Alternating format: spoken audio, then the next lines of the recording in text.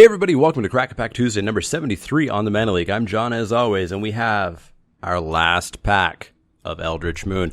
Next week, of course, we will be doing the Kaladesh set review. In fact, we'll be starting the Kaladesh set review in 3 days. The week after that, of course, will be Crack a Pack Tuesday, but it will be a pack of Kaladesh. So, let's open this last pack of Eldritch Moon, see what's in it, and see what we would take. Pack one, pick one, if this was a draft.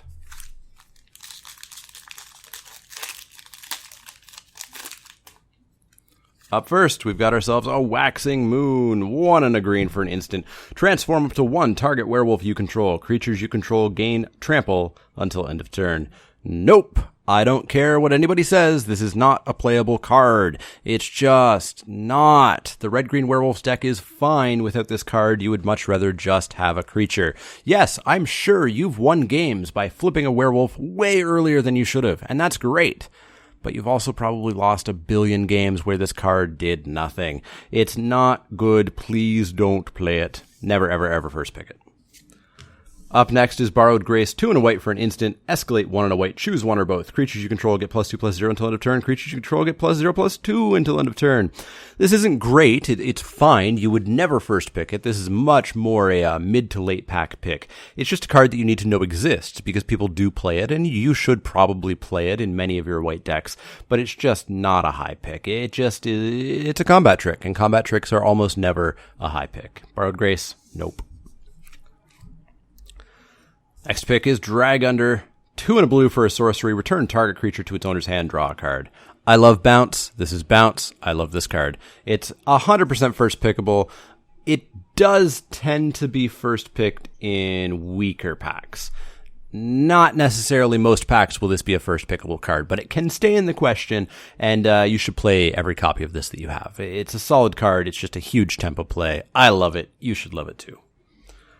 Up next, we have Borrowed Malevolence. Borrowed Malevolence is a single black mana for an instant. Escalate 2 generic mana. Choose one or both. Target creature gets +1/+1 until end of turn. Target creature gets -1/-1 until end of turn. This functions as removal. There are an awful lot of X1s in the format, and this kills them off pretty nicely. It also kills off things by virtually giving them -2/-2, or virtually giving your creature +2/+2 in combat. Just like Borrowed Grace, it's a card that you need to know exists. It's a card that people will play, and you should play it as well, but you should never spend a real pick on it. It should be a mid-pack to late-pack pick. Up next is Woodland Patrol. Woodland Patrol is 2 and a green for a creature human scout, 3/2 vigilance. As I said last week when we talked about this, I don't think this is as bad as people say. People have said, LSV even said, this is a card I've never played, and I don't agree. I don't think that you should never play this card. I think it fits in most green decks as a filler 23rd card. I think it's very totally fine. And honestly, I would pick it around the same place that I would pick Borrowed Grace and Borrowed Malevolence. It's a fine card in green. It attacks nicely. Yeah, the 2 toughness sucks a little bit, but it's still pretty solid. Just never a first pick. Up next is Guardian of Pilgrims. Guardian of Pilgrims is 1 and a white for a creature, spirit, cleric. It's a 2/2. When Guardian of Pilgrims enters the battlefield, target creature gets +1/+1 until end of turn. So it's a 3/3 if you want, but it can't attack and can't block because you're not flashing it in. So generally you're going to cast this somewhere else, which is honestly kind of a pain because you don't want to play this on turn 2 unless you played a 1-drop. So really, unless you're playing Thraben Inspector, this doesn't do as much as it could. It is still a bear, so it is still 100% playable as a 23rd card at a minimum, and it's a card that I would pick right around the same place as Woodland Patrol. It's fine, it's never a first pick, but it's almost always an include. Next up, we have Convolute. 2 and a blue for an instant. Counter target spell unless its controller pays 4 generic mana. I play more Convolutes than you should. It's not a great card. It's not a card you should pick highly, and it's not a card that you should play very often at all. I play it more often than you should. Don't take my advice here and play it more often. It's fine. You just have to know the deck that wants to play it. It should often sit in your sideboard. It is really slow, and it does die off really fast as the game goes on.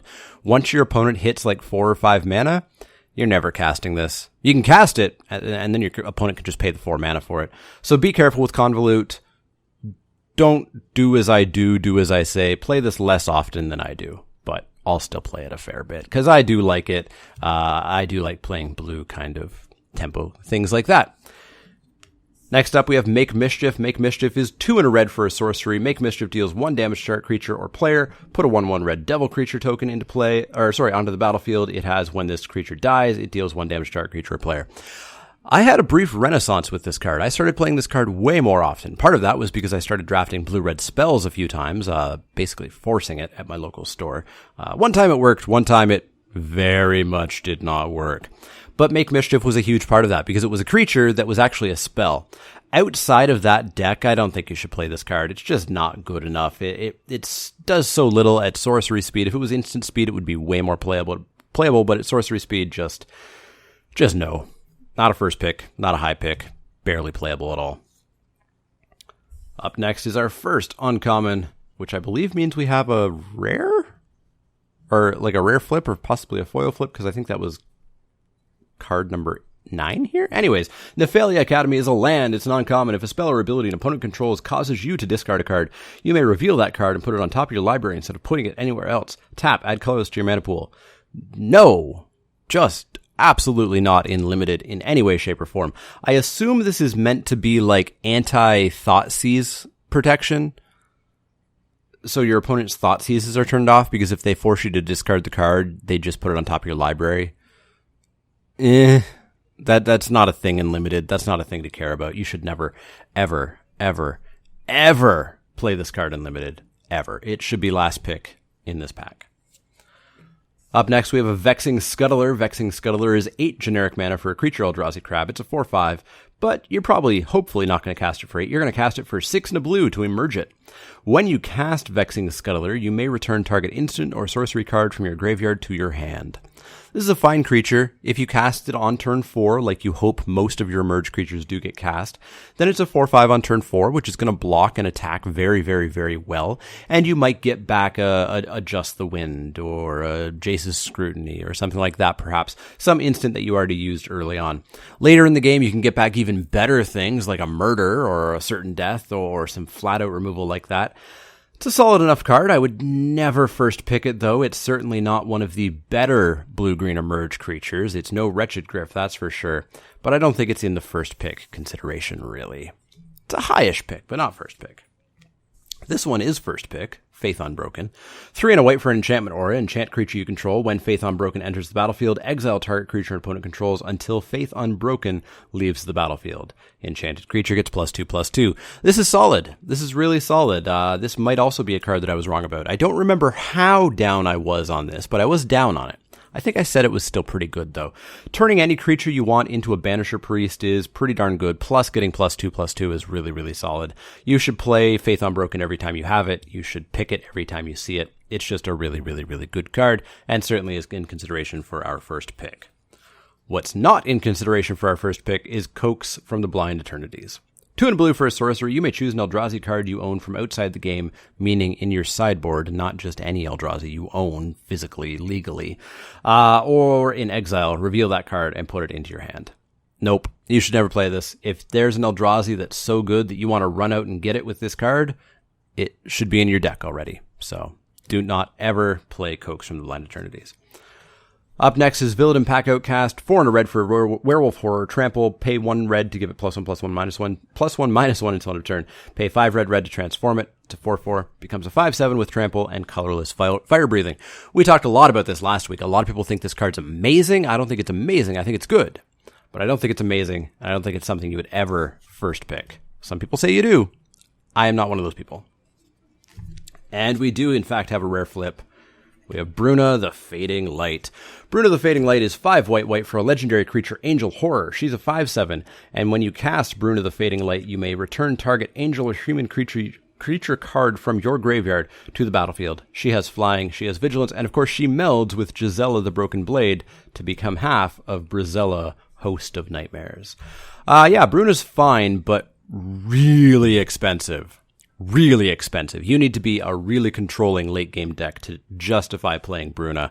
I have played her, and she has been good when I've played her. I've played against her, and she has beaten me. But I don't think she's really a first pick card. I think she's a card that you take kind of more mid-pack when you are the white drafter for sure, and preferably in pack 2. And preferably after having Gisela, but of course that's a little bit magical Christmas land.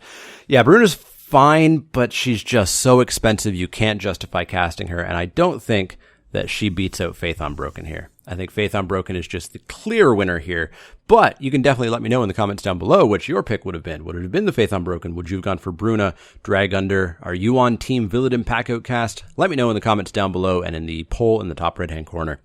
As always, if you have any questions, comments, or suggestions, you can find me on Twitter at TheManaLeak. That's L-E-E-K, like the vegetable, not the card. You can also find me at Facebook.com/TheManaLeak and Twitch.tv/TheManaLeak. You've found me here on YouTube. You've got that comment section down below. Make use of it. Click that thumbs up icon if you like the content. And if you haven't already, click subscribe so that you can see the latest content as it gets posted, such as the Kaladesh set review starting Friday afternoon. But if you do have any questions, comments, or suggestions, let me know. Otherwise, see y'all next time.